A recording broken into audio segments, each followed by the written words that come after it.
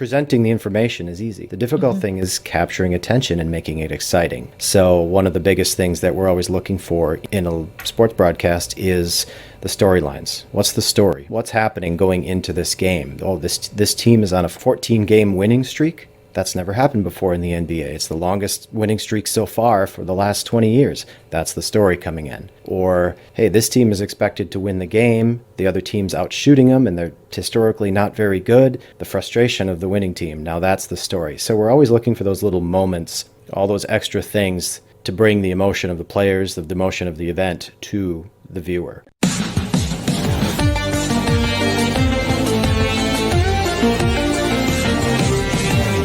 Welcome to Events Demystified podcast, where we explore and demystify the world of in-person, virtual, hybrid event AV production and technology by sharing insightful tips, tricks and tactics to make your events a success. This podcast is brought to you by Tree Fan Events, a woman-owned boutique event production agency. And your host is Anka Trifan, a technical event planner and producer with almost 2 decades of hands-on technical experience in event production.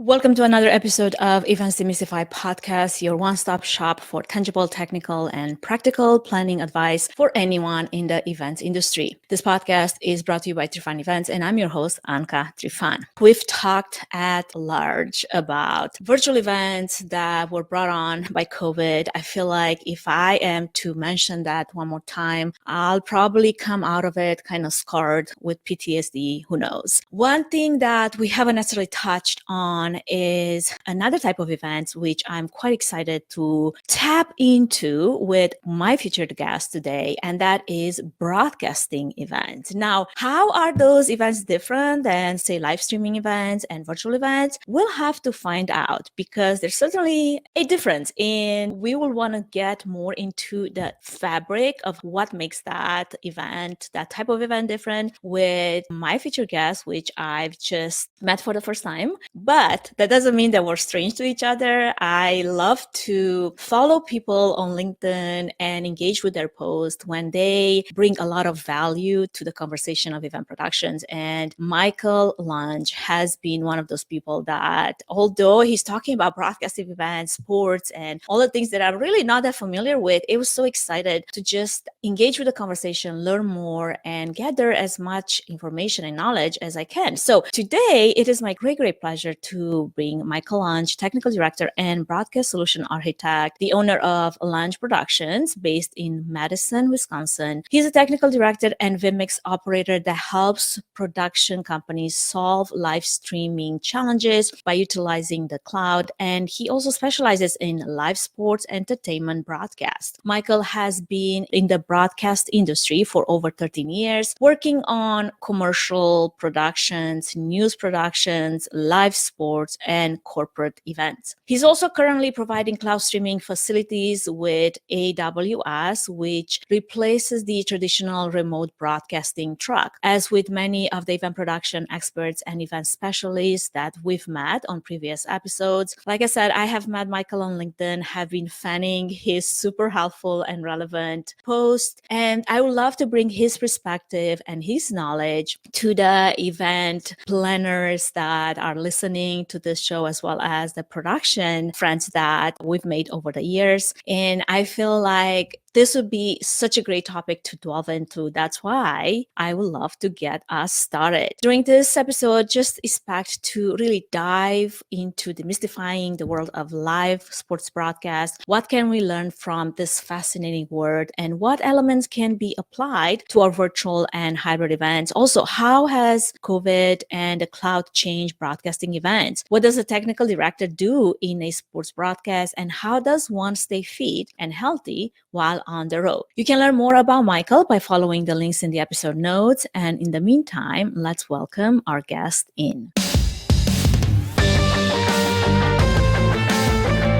Welcome to the show, Michael. How are you doing today? I'm great. Thanks for having me. Absolutely. Well, let me tell you, I'm feeling a little nervous running this behind the scenes, because I'm like, oh no, Michael is watching every move I make. And I bet he's noticing like the delay, and he's noticing this and that. And I'm like, oh shoot, what did I do to myself?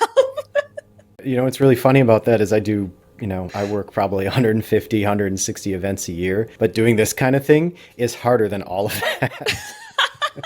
When I have to run my own tech, it's a whole When different you're world. on the other side, but also you have to actually put two words together that makes sense. Yeah, I Exactly. totally get it. That's why I try to keep it as simple as possible. That's not to say that I don't run over my words sometimes. So yeah, that's always fun. Now, Michael, we've become LinkedIn fans. That's, I guess, the best way I can describe it. But I love this, dynamic that brings people together when we share our expertise, like kind of like you open the curtain and show what's behind the scenes, what's in your world that honestly, otherwise, probably I wouldn't have any clue, what are some of the challenges, what are some of the wins, some of the things that really you deal on a daily. And I would love to learn more about this world, your world. But before we even get into that part, how about we start with Michael behind the scenes, the normal Michael that has gotten into this field? Like, how has your journey been so far? What brought you here in the first place? And what keeps you here?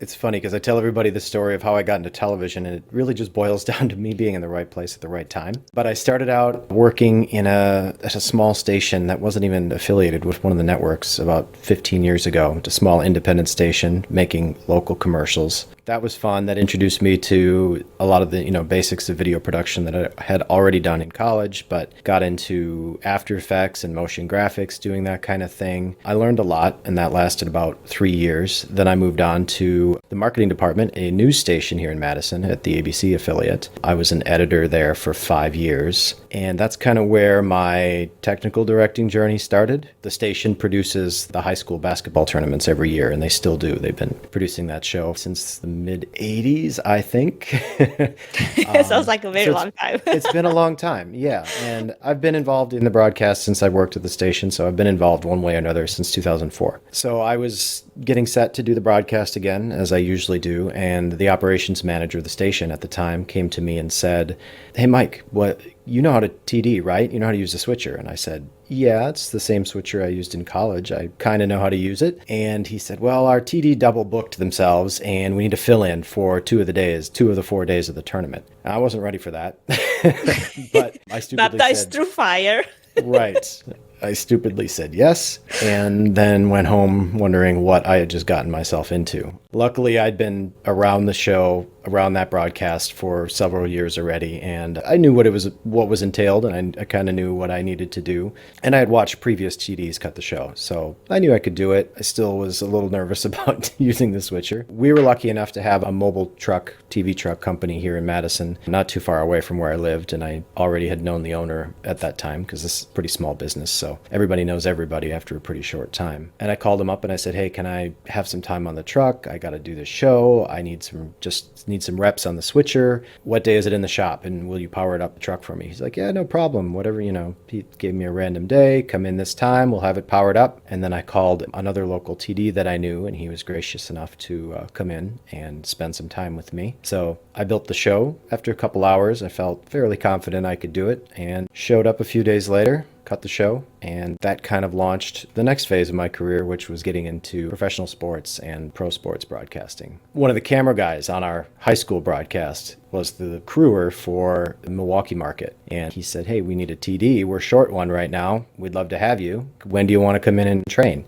So one thing led to another, and now I'm one of the main TDs in the Milwaukee market, and I do a lot of national broadcasts as well. So, what's funny about this is that, like in event production, many times actually you start to be the operator, the video switcher, and then you become a TD. It sounds like in broadcasting, it's kind of the opposite. Like you are a TD that basically calls the show, right? Before you actually get hands-on on a switcher. And let me tell you, a video switcher in broadcasting is nowhere close to like just a regular switcher in event productions, right? You look at all these buttons and you cannot not start sweating when you're thinking Right. you're going to have to know how to do this fast. If you've seen my posts, you've seen the shots of the control panel. It's 1,360. It's just over 1,300 buttons on that large control panel. Now, thankfully, you don't have to use overwhelming. them all, but it can be. But if you do it right and set it up right, you whittle that down to about 50 buttons that you need to use on a regular basis. But I should mention that right away, because that was one of the first things that confused me when I started getting into corporate production as well, is the term technical director. Like, Like, what is it? Right. They mean very different things in both Yes. these worlds. In But before we broadcast, get, Michael, I think actually we're going to touch on that just a little later in the conversation because there's a few more things that I want to ask you before we even get there, because that comes with a completely set of topic of conversation. What I want to know as you're describing this journey that got you to the place where you're today, obviously stepping out of the comfort zone sounds like has been just saying yes to this new role and taking the initiative to actually get prepared for it. Because I mean, you could have also said yes and then show up the day of and then completely tank the show because you are nowhere close to being prepared to do it right. So Right. I'm curious from your experience, what has been stepping out of your comfort zone look like in the past, in any other circumstance, in the pursuit of your passion today?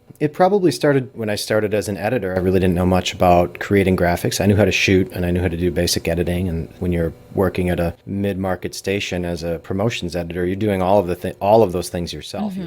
You're writing, you're shooting, you're editing, you're creating the graphics or modifying graphics that have been designed. So that was my first experience in stepping out of my comfort zone. The hardest thing that I did in that was the writing. That was a really big wake-up call. And when I started the job, I was not a good writer in any way. And our news director let me know that. So that's a good story too. For the longest time, the news director who would look at all the script when I'm making news promos, he would look at the scripts and make sure it was along the lines of what the story was actually going to be. And for the longest time, he thought I didn't like him.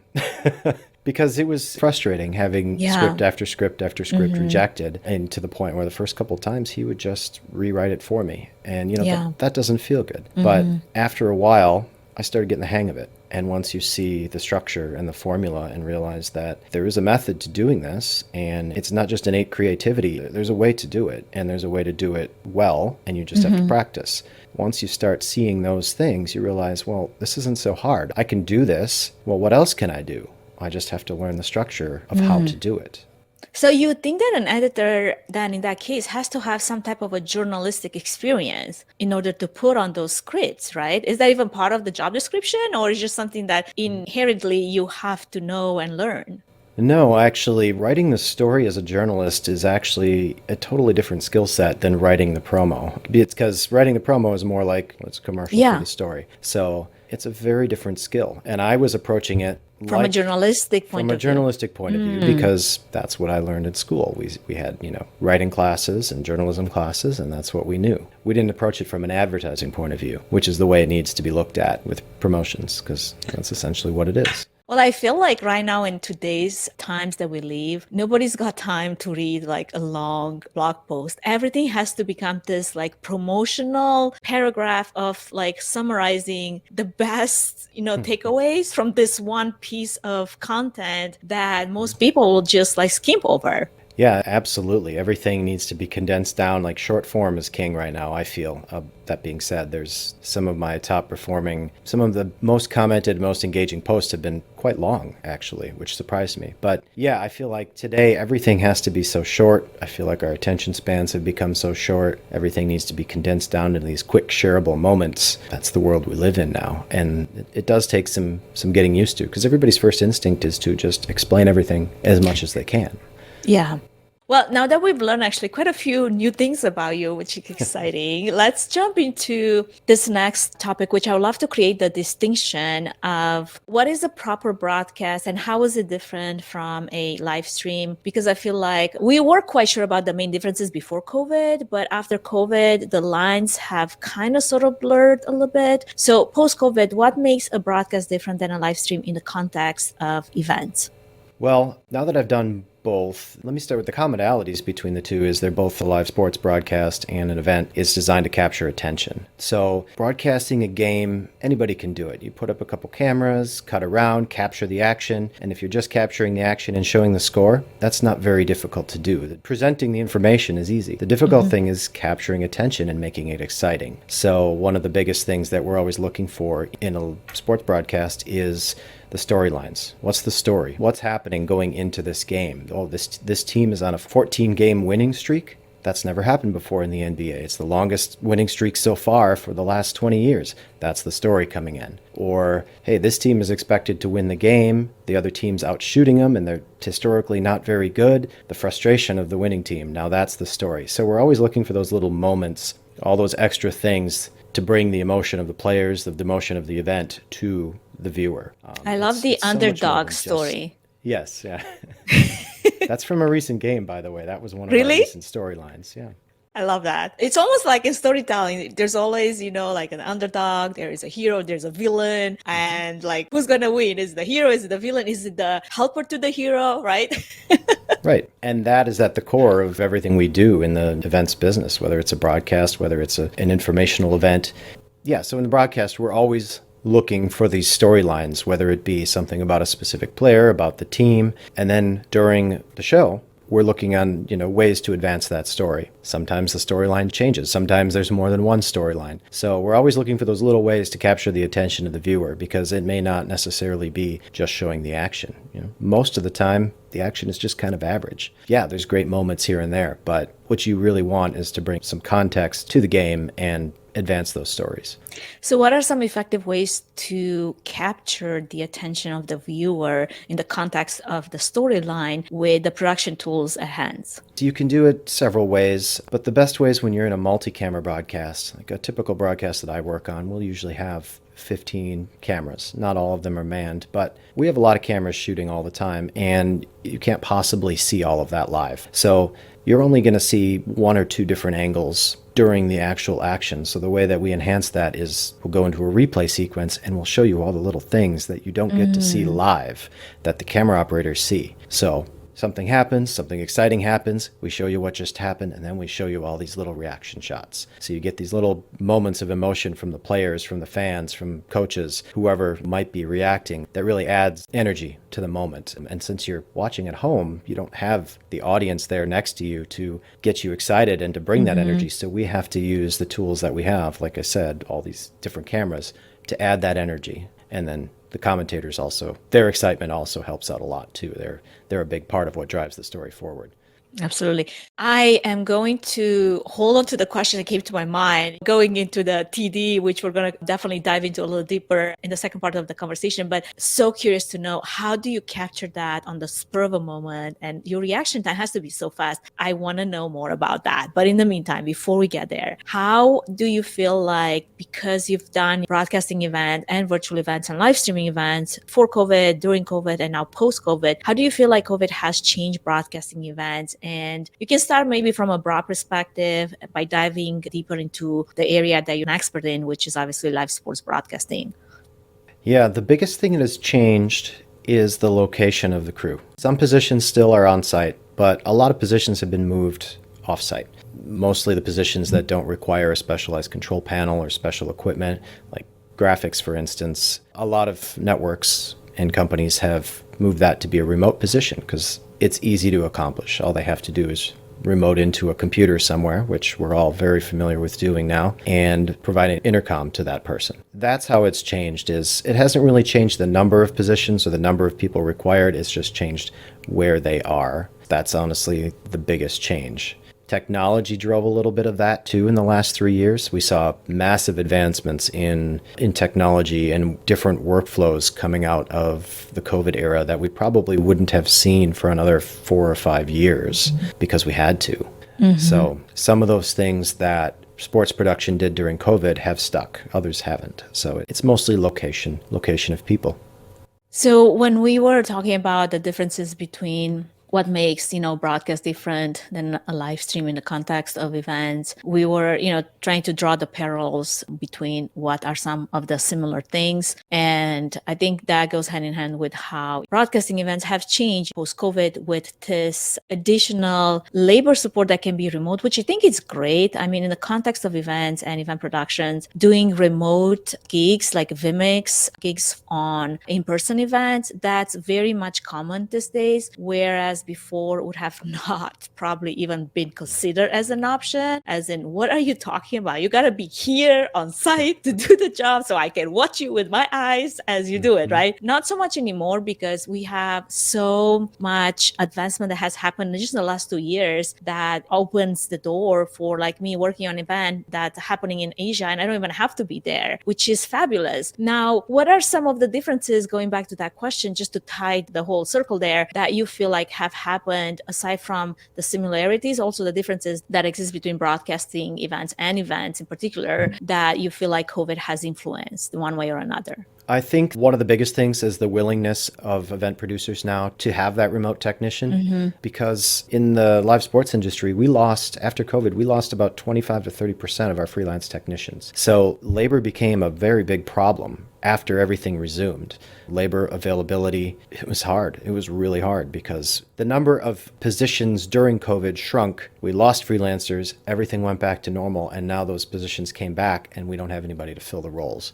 So that really helped sell the idea that, oh, this person can do a game in California from an office in New York, and there's nothing wrong with that. So that really helped sell that idea, and it has helped open up technicians to wherever they're living. They can work on these events, and it's not that much of a hurdle anymore. I love how much that has also opened the opportunities for women like me in production and technology that before we would have had to travel. Not that we don't nowadays, we still do, but prior to that, like taking a week, 2-3 weeks out of the month to be gone on shows, that has a huge impact on a family, on your spouse, on your kids, and especially if you have a family, right? And now that there's options where, you can do a production role remotely, it gives women like me, that's why I'm so like strong on creating opportunities that are available to women in AV productions and live streaming and broadcasting, how that has opened so many more possibilities. And as much as, we talk about COVID was a bad thing, I love to look at the silver lining. Like every time there's something bad, there's always a silver lining. And I feel like a lot of what we're just talking about is that silver lining, new possibilities, new opportunities, and new ways to do things that before we have not considered. And to me, that's a win. Absolutely. And it allowed me the combination of that and then the tools that were available in the cloud, it allowed people to use equipment or provide equipment that you didn't have to go out and all of a sudden buy. You can just spin some resources up in the cloud on demand. Your bandwidth at home doesn't matter anymore. As long as it's enough to control whatever you're controlling, you've got a very flexible system that you can now start providing technical services for events and doing it from home. You get that balance. And that was the big thing that a lot of the technical directors that work with me with some of my live streaming clients, that was the biggest thing they said is it's so nice to be at home for a couple of days a week instead of constantly having to go on the road or constantly having to drive to a location. You just get that mental break and do what you love to do and feel like you have a normal schedule for a little while at least. Absolutely. Well, I can't wait to dive more into cloud broadcasting, also the mental and physical fitness of creating some type of a balance, especially when you're constantly working events. But before we do that, we're going to take a brief moment to acknowledge our podcast sponsor and supporter, and we will be right back. Before we move any further, I wanted to give a quick shout out to our main sponsor, Trifan Events, which is a boutique event planning and production agency that will come alongside you, offering personalized event planning and technical support, strategic event design, production and technology management, and flawless execution for live, virtual, and hybrid events. The team at Trifan Events is passionate about planning and producing event experiences that get people involved with true moments of interaction, engagement, and co-creation, while offering white glove treatment throughout the entire planning process, enabling you to reach your event goals with the use of creativity, production tools, and event technology. To find out how Trifan Events can plan and produce your event become memorable, go to trifanevents.com.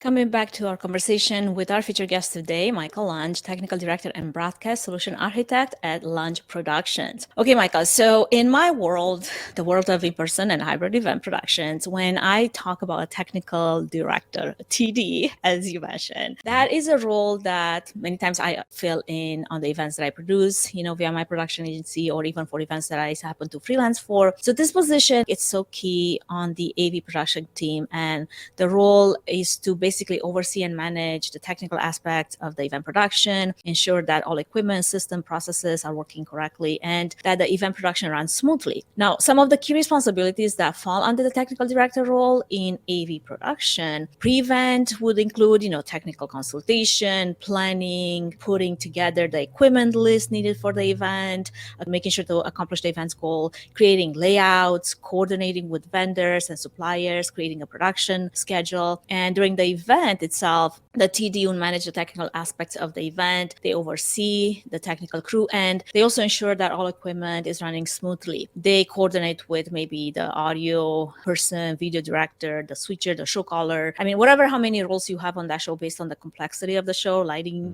director. And this role, it's super critical in ensuring that the AV production runs smoothly and successfully. Now, in the world of broadcasting events, I'm curious, what is the difference, as you alluded to right at the top of our conversation? What makes a technical director, maybe the role, the responsibility, what makes it different than AV production's role as mentioned in the job description that I just gave? Well, all the things that you mentioned also exist in broadcast. All the tasks are just far more distributed because we're working on a much more compressed time frame. So for instance, all the pre-planning, the equipment lists, the show documents, the technical documents that we all rely on to be able to move quickly and get set up in under a day that's all done by a production management team ahead of time. So they may ask me a few questions ahead of time, but typically that's all pre-planned with the show's production management, the director, and the producer. Is it because a lot of the production behind the broadcasting show, it's pretty much the same? Yes. You have to have this broadcasting truck that cannot be missing any pieces from it. Yeah, the vast overall chunk of the show doesn't change from week to week. So when I'm doing the NBA on TNT, for instance, that Tuesday show is the same show every week with a few changes here and there. We might add a camera here. We might add a couple of specialty cameras there. We might have an additional guest. But by and large, the show planning is already done. There's just a few minor changes to make. The rest of the responsibilities are all distributed amongst a few different people. So my role as a technical director is specifically set up and operating the video switcher. That's 80% of what I do. The other responsibilities for me on show day are coordinating setup within my department, within cameras, making sure all the cameras are getting to the truck where they need to be, making sure all the monitors for talent, for reporters, for anyone else who needs them are where they need to be with the correct signals. Now, I'm not doing that myself, but I'm kind of coordinating all of that with the video department, with the camera department, and sometimes with audio, less or so. But I'm kind of like the troubleshooting hub. If something's wrong, it comes through me. I got to get somebody to deal with it. I got to send somebody out there to fix it. And then when you're working on a really compressed time frame, prioritization becomes a big thing. Okay, how much time do we have left? We've got to start pre-production at this time. We've got 7 things to do. We only have time for 5.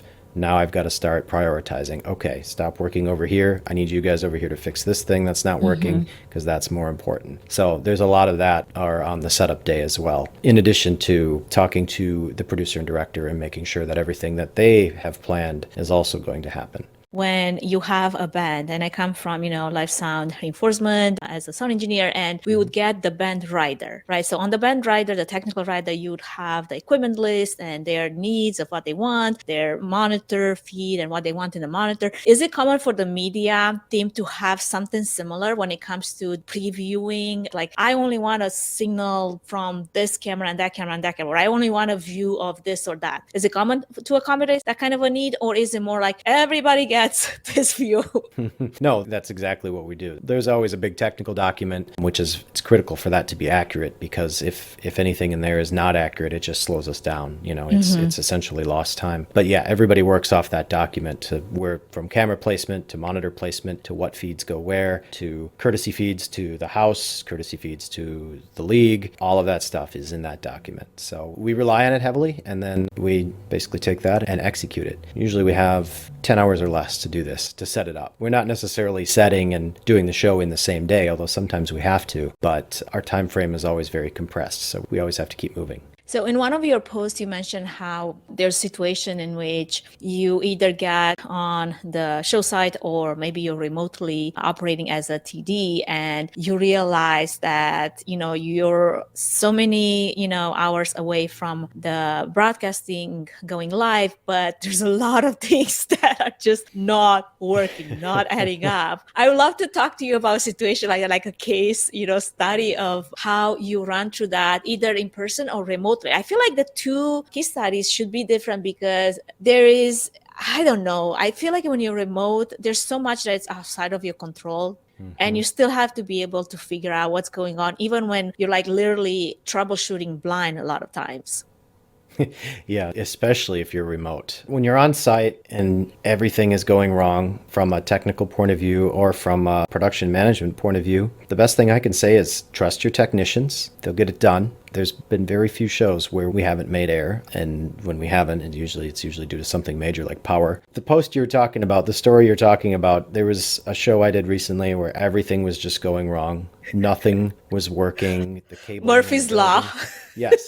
The cabling in the building was giving us a lot of problems. We literally had to clean every single strand of fiber that we were using. We had to clean out. There was dirty connectors. There was bad cables. We were just fighting everything. And to top it off, we couldn't start setting up until midday for a 6 o'clock event because there was another event going on in that morning. So everything was going wrong. It was 90 minutes to air. I had literally nothing. I built my switcher blind based on what I knew I needed, but I didn't have any cameras. I didn't have any transition graphics because they had to be transcoded to a different format because we had a server that we weren't expecting. I had nothing, but less than an hour to air, about an hour to air, I start seeing things pop up. 45 minutes to air. More things come in, now about 30 minutes to going live. Everything was there, just as we needed it. Now, was it fun? No. It's stressful, but I knew the crew. I knew they were going to get it done, and they did. It's one of those times where you just have to sit back. You're done with your responsibilities. Now you just have to trust your team to get the rest done, and they did. And we had a pretty successful broadcast, but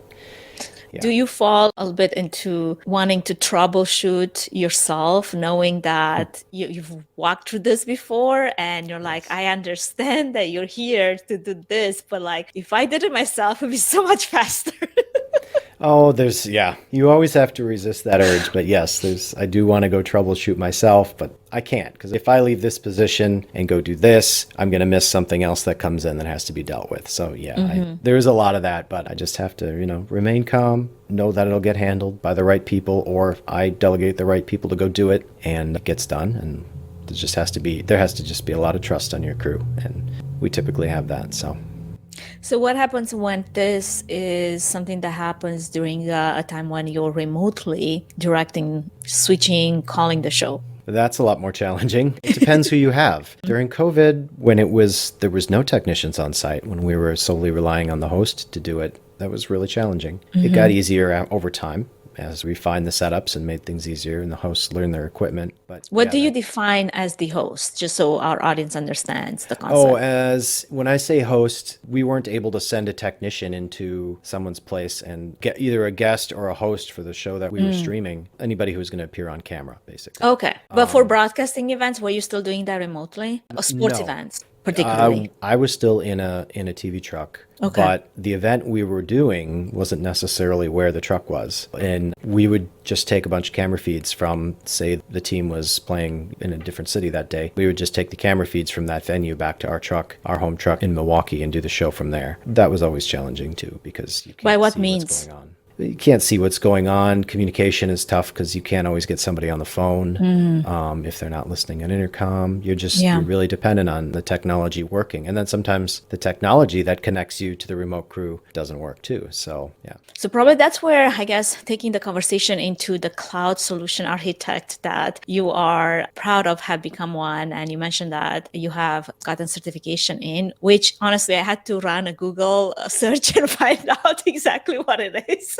The AWS certification? Exactly. Here's what I found. So I'm going to read what I found and then you can dissect it. Okay. You can definitely go into more detail. So a certified cloud solution architect is a professional who has earned a certification from a recognized cloud computing vendor or organization such as Amazon Web Services and has now a strong understanding of cloud computing concepts, including cloud architecture, infrastructure, networking, security, and deployment models. They are knowledgeable about various cloud-based services such as compute, storage, database, analytics, and can design solutions that meet the unique needs of the client or organizations. That sounds amazing. Now, practically, what exactly is your actual job description as a cloud solution architect? So my production company provides these technical services for live streaming, essentially. And it's basically taking resources that are available in the cloud, someone else's computers, in a data center, in Amazon's data center, and putting our production tools on it, like vMix or OBS or whatever switcher you want to use, as long as it's a software application, putting it on there, setting it up just like you would on a piece of physical hardware on site, and using it in the same way. So during COVID, getting hardware, getting graphics cards, getting any kind of gear was almost impossible. We didn't have any other choice. We had to use what was available, and that turned out to be the cloud. And it turned out to work pretty well. So how is it different than, say, running it from your computer, your machine, your vMix machine? What are the benefits of running it in the cloud? From an operator's standpoint, it doesn't look any different. You have the same type of control panel in front of you, the same software interface. An operator would not know. If you didn't tell them it was a remote machine, most of the time they wouldn't know. So the benefits are you don't have to really ever worry about broken hardware. If something's not working in the data center, you reboot the machine, it'll come back up on hardware that's good. So that's the biggest thing, is there's really, that troubleshooting is gone. The automation built into the cloud takes care of these hardware problems for you. You're always running on the latest hardware, and it's kind of like built-in redundancy. The drawback is it is more complicated, and you have to deal with things like latency, like we're all familiar with, and just a stronger knowledge of networking, firewalls, corporate firewalls, and just there's an additional layer of troubleshooting to get through, especially for a one-off event. I am curious now, for anyone that's interested to learn more, is there the certification that you mentioned, is there something that you can just go to like Amazon WS, skill builder to get it? Or how many levels is it? Like how long does it take? Any, information that you have to share about that? Yeah, you can go to AWS Skills Builder. They have a whole set of tests. Most of them are very IT-centric, but the Cloud Practitioner certification just gives you a general overview of basically what's available in the cloud and how to put it together. The media and entertainment space is still really new to the cloud, so we don't have the same level of mature tools that other markets do. And it's actually a very small market compared to the rest of the industries that use the cloud. But things are getting a lot better, and it does open up a lot of possibilities for doing events in a different way that you may not have expected. And in some cases, it can save quite a bit of budget too, depending on what's involved. So if you were to give it like a brief summary of how the cloud has changed the broadcasting of events, what would you say that has been? I think the biggest thing is it's made everything more flexible. We're not constrained to this control room or that control room. It has really opened up the possibility where half the crew can be in this location, another part of the crew can be in this location. And if you need more control room resources, spin up some more resources in the cloud. So it's really made things far more flexible than they used to be. I feel like there's also a bit of like mystery attached to it.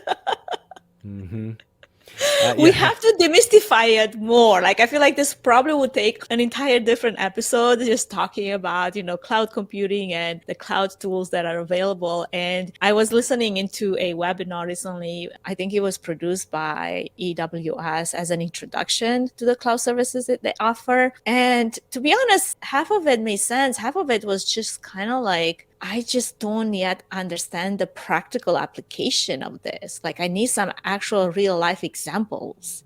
Yeah. Also, the presenter was so slow speaking that it literally put me to sleep halfway through. And I was like, can you please? And I might be, the one that's the problem here, because I listened to books at 1.5 speed, and I was like dying just for this presenter to like come up with the next word.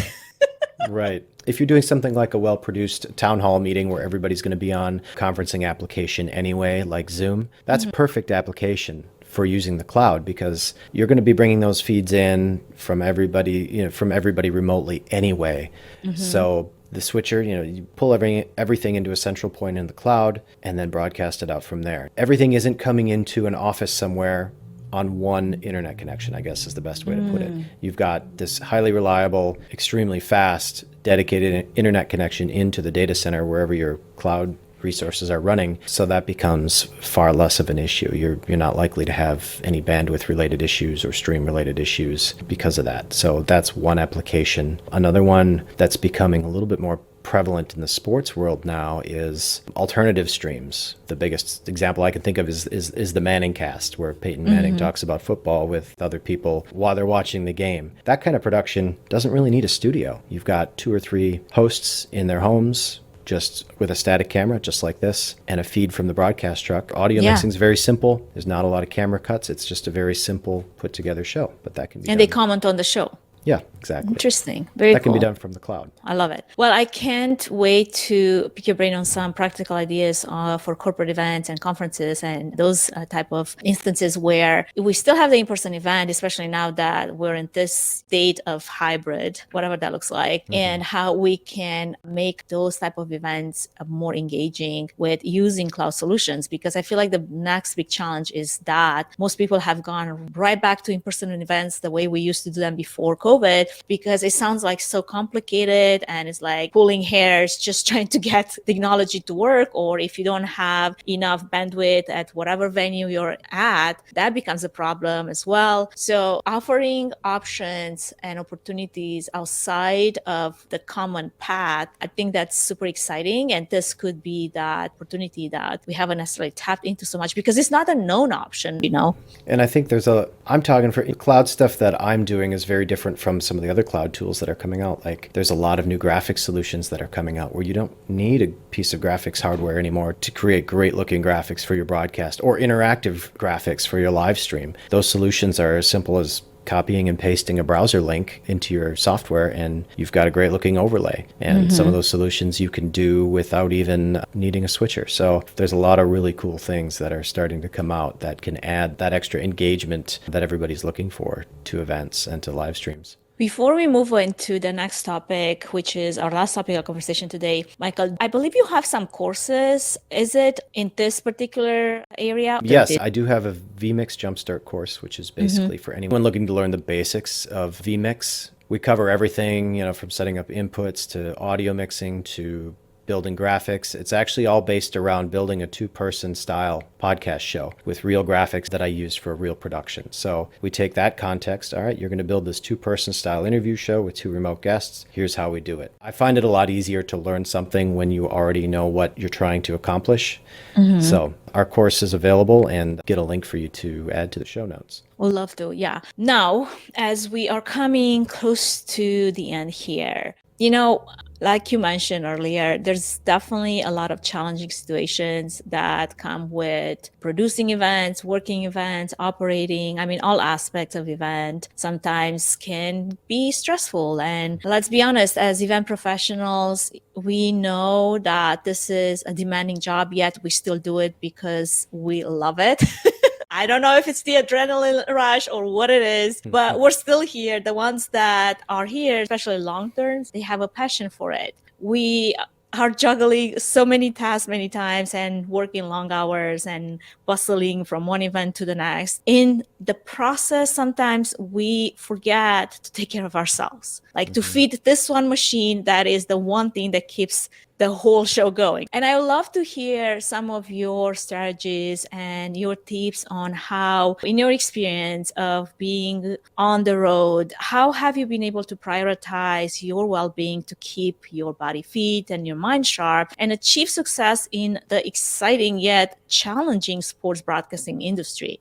Well, I'm going to say the first thing is it's difficult. It's very difficult given this job because of the hours the lack of sleep sometimes, the early flights. Sometimes you do struggle just to fit in moving your body, I guess. One of the biggest things I do is try to stay away from the snack table, bring my own snacks so that I know what I'm eating and I know that it's good for me, first of all. Move whenever you can. Sometimes on a broadcast, I'll be sitting in the same chair for 4 or 5 hours at a time. Yeah.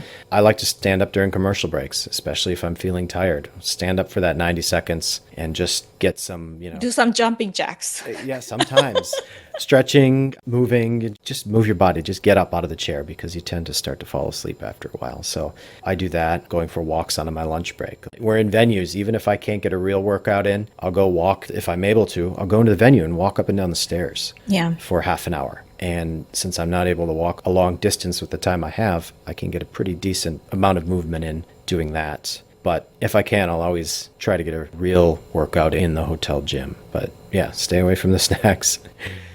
Let's find out the reason why you do it for yourself, because there's plenty of people that basically have the same excuses that we just mentioned, right? It's hard. It takes determination. It takes discipline. It takes wanting to do it in the first place. Like walking up and down the stairs for 30 minutes during a lunch break to someone that is like, I feel so tired right now just thinking about it. Why would you want to do it? Like, how does that make you feel that is different for when you don't do it? It gives me energy. If I'm tired, that's probably the number one thing I can do to wake up is to move around. Just anything, any movement I can do at that point is what I'm going to do. And when you're done, it just makes you feel good. It gives you that mental break of sitting in a dark control room all day and dealing with stressful situations. You have to get that balance. Otherwise, the pressures of the job will get to you. So you have to find a way to get that balance. And it's important to take time off too. A lot of us just want to, as freelancers, we want to work as much as we can, but I've never regretted taking a week off. Not once. Yeah. So that's the other thing I've learned to do is, yes, you can take 2-3 weeks off in the summer. It's okay. It'll be fine. The jobs will come back. It won't go away. You're not going to be without work just because you turn off your email, computer, phone, whatever, to take that break for yourself. I couldn't agree more. And filling your endorphins tank, as you just mentioned, that you're doing, that is the payback that I'm going after as well. It's hard for people to understand that if they're not normally active until they start doing it and they see the difference. And that's why I'm trying to go after that feeling. Like, why does this matter to you to make you want to do it? Because unless it changes your life somehow, you're going to stay in your habits. 500 energy drinks laid out on the deck table. Yeah, I mean, unfortunately, I've seen far too many people in this industry just not in good health. Especially, it's unfortunate, especially if they have families or if they, have loved ones that care about them. It's not uncommon to see colleagues of mine having heart attacks in their 40s because of just the demands of the job. So got to do that for myself, for my family. Yeah, like you mentioned, fill the endorphin tank. You have to take care of yourself. And the better I feel, the better I can do my job as well. Your mental sharpness and your reaction time, especially in sports, has to be there. And if I'm tired, I can't do the show any favors. If I'm slow, it's on me. I have to. Even if we're, doing a show late at night, it's still my responsibility to make sure that I'm ready for it. So yeah, you just got to do what you can and find the time is the best way to put it. You have to make the time, I should say. You have to make the time. Absolutely. I love those tips that you just gave and the reasons and the information that you share with us, Michael. Now, for anyone that would like to stalk you on LinkedIn, where can they connect with you and where are the places that you like to direct our audience to? I'm primarily on LinkedIn right now at either search for Michael Lange or Lange TV. You'll find me there. I do a lot of writing because I usually do it while I'm traveling, so it's the easiest thing for me to do. You can check out my online courses and feel free to shoot me a message or a text or a comment on a post. I respond to quite a few of them. I like hearing from people. I like hearing what they're going through as well, and honestly, it helps me come up with ideas for new content. Stuff that resonates with people. Someone was saying something around the lines of creating content while speaking from your experience is the best content that there is. Because, literally talking about things that you might have had challenges with or overcame, or you're still struggling with looking for solutions or whatever it is that it is. But out of that authenticity and vulnerability of actually sharing that, a lot of people get to learn lessons that maybe they don't have to learn the hard way. And I am such a fan of a lot of your posts because of that, openness to share, like I said, behind the curtain, what's happening, some of the things that I don't necessarily, even though in event production, we have our own set of challenges to deal with, but I don't deal with those type of challenges. And it's fascinating to just learn more from that world. So with that being said, thank you so much, Michael, for joining me on the air today. Thank you for being open to sharing your wealth of knowledge and also making time for this, because we all know traveling, working events, freelancing, that is the full-time job and some on top of that. So I appreciate you very, very much for that. Well, thanks for having me. It was a pleasure to be here. Thank you. Now, for everyone that's listening, please take a moment to subscribe to our growing YouTube channel, and do stay tuned for what's coming up next. And also stay healthy, happy, and fit. And we will see you next time. Thank you for listening to the Events Demystified podcast. If you enjoyed this podcast, please take a moment to review it, rate it, and share it with other event professionals that could benefit from it. Connect with us on social at Events Demystified Podcast. We would love to hear from you and what you're up to. If you'd like to learn more about Tree Fan Event services and find out if we're a good fit in supporting your event, can we help your event be successful with a 20-minute free consultation? Link in the episode's notes. Thanks for tuning in.